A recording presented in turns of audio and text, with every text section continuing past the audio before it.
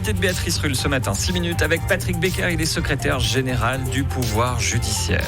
Bonjour Patrick Becker. Bonjour madame. Merci d'être sur Radio Lac ce matin. Vous êtes notre invité puisque demain, le pouvoir judiciaire organise une journée porte ouverte de 9h30 à 17h au Palais de Justice.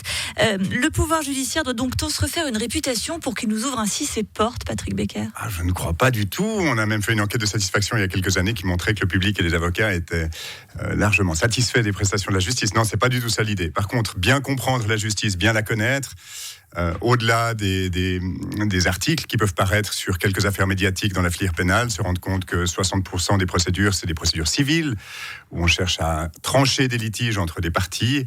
Eh bien, c'est le but que nous nous sommes fixés. Nous avions fait l'expérience en 2016. On avait eu un succès très, très impressionnant avec 2500 personnes qui étaient venues déambuler dans le palais de justice, rencontrer des magistrats, rencontrer des collaborateurs, poser des questions, suivre des conférences, suivre des procès fictifs. Et ça leur avait permis, des retours que j'avais eus en direct des personnes, de mieux comprendre la justice en général. Et 2016, vous le disiez, dernière porte ouverte, pourquoi avoir attendu si longtemps ? Alors c'est un gros travail. Je vous disais tout à l'heure en préparation que, par exemple, aujourd'hui, les salles d'audience sont quasiment fermées de manière à ce qu'on puisse installer des bornes interactives, à ce qu'on puisse mettre quelques affiches, qu'on puisse préparer les salles d'audience pour accueillir le public, mais pas tout à fait pour la même chose que d'habitude. Et donc c'est vrai que c'est quelque chose qui mobilise beaucoup l'institution, qui freine automatiquement pendant une journée l'activité judiciaire. On ne peut pas faire ça très régulièrement. Vous le disiez tout à l'heure, on connaît très mal la justice genevoise. La justice, en général, c'est une grande inconnue à laquelle on ne veut finalement surtout pas avoir affaire. Alors je pense qu'effectivement, on n'est jamais heureux de se retrouver devant une autorité judiciaire, même si celle-ci ne nous veut que du bien et cherche à pacifier les relations qui sont en difficulté.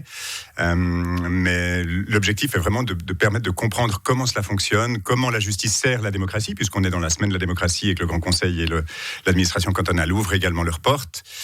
C'est vraiment un objectif d'explication et de contact avec le public. Oui, parce que la justice, vous le disiez tout à l'heure, ce n'est pas que du pénal, ce n'est pas que ces grandes affaires qui font la une de nos médias, c'est aussi le quotidien. Exactement, c'est pour la filière administrative le contrôle de l'administration cantonale d'un citoyen ou d'un administré qui recourt contre une décision. C'est un petit peu moins sexy, pardonnez-moi. Hein. Mais vous verrez, venez voir le procès fictif du tribunal des prud'hommes ou du tribunal administratif de première instance. Il y a 2 procès fictifs qui sont donnés par juridiction, disons dans chaque filière 2 fois dans la journée. En une demi-heure, vous vous rendrez compte que suivre un procès du tribunal des prud'hommes ou suivre un transport sur place pour des problématiques de réaffectation de locaux peut être assez passionnant. Et vous le disiez, il y a des procès fictifs. Alors là, on arrête tout, on va plus à Broadway. C'est la super production à la genevoise qui nous attend demain. C'est quasiment ça. Il y a des magistrats, des greffiers juristes, des avocats qui ont accepté de faire ce jeu-là. Et effectivement, il y aura un procès fictif avec un scénario, un brigandage, une problématique de relation de travail.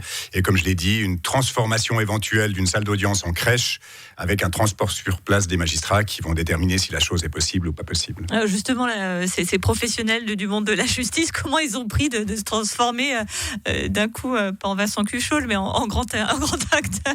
Alors, je crois qu'ils le font avec énormément de plaisir. D'abord, ils adorent leur mission et souhaitent la partager. Ensuite, vous savez que la justice est plutôt discrète sur les procédures qu'elle traite. Et donc, les magistrats... Pas la grande muette, mais quasiment. Les magistrats ne peuvent pas s'exprimer de manière générale sur les affaires qu'ils instruisent. Et donc là, c'est une occasion, au contraire, de parler de la justice en général et d'entrer en contact directement avec le public. Je crois qu'ils le font avec beaucoup de plaisir, beaucoup d'engagement. Parce que c'est vrai que la question que tous les Genevois se posent, c'est de savoir finalement si un jour j'ai affaire à la justice, est-ce que je suis certain que l'on soit puissant ou misérable, comme dit la fameuse phrase, que je serai traité de la même manière ? Oui, alors écoutez, là, 6 minutes ne suffiront plus, mais voilà, les magistrats, donc c'est le rôle de la mission, c'est le rôle de la justice, et les magistrats et le personnel prêtent le serment, effectivement, d'être parfaitement impartiaux. Et puis voilà, la justice est ainsi faite que les décisions judiciaires sont contrôlées. Il y a ce qu'on appelle le contrôle juridictionnel, avec la possibilité de faire appel ou de faire recours.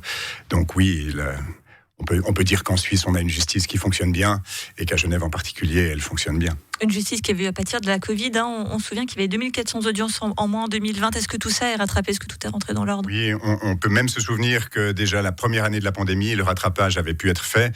Le deuxième semestre avait été particulièrement intense, de manière à rattraper les audiences qui avaient dû être annulées. Et c'est vrai qu'on a une augmentation constante de nos procédures d'année en année, mais la pandémie est derrière nous. Une justice aussi qui se met au numérique. Ça aussi, c'est un vrai changement.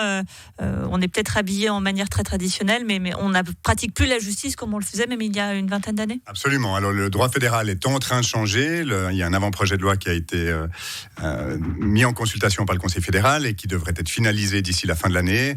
Et il y aura d'ailleurs une conférence lors de notre journée portes ouvertes avec le directeur du projet national de Justicia 4.0 qui accompagne cette transition numérique en Suisse et qui explique les enjeux. Concrètement, ça veut dire quoi en fait? Ça veut dire qu'en fait, actuellement, le dossier de référence, c'est un dossier en papier.